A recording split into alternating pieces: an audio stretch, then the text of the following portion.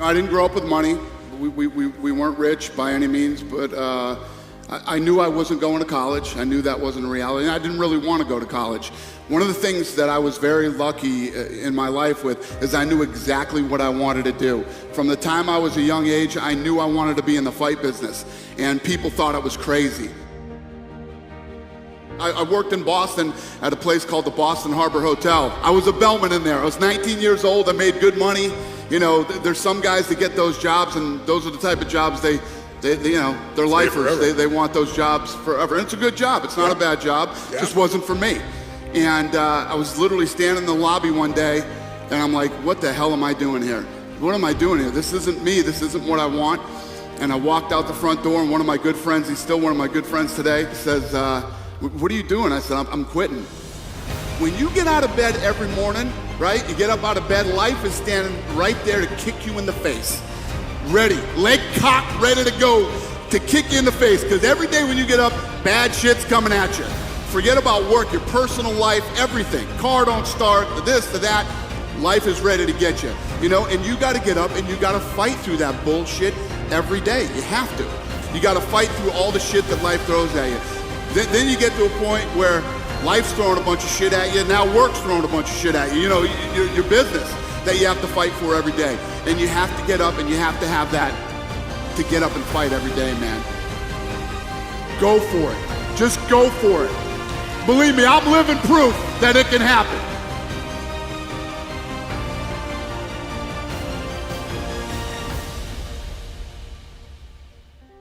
First of all, when you have a business idea, there's always going to be detractors and people that think, you know, it won't work.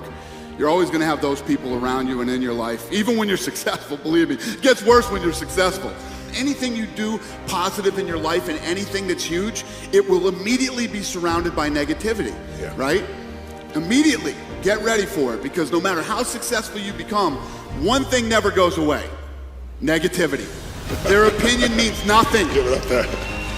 It is literally an opinion. It's negative bullshit, and it means nothing to you. It doesn't mean anything. It doesn't affect, unless you're the type, sick, twisted type of person like me that likes to let it fuel you. You let it. It's like your, you know, it's like your fuel, and other than that, it's useless. It means nothing. Do your thing. Stay on your course. Stay focused. And keep your eye on the prize, and everything comes together.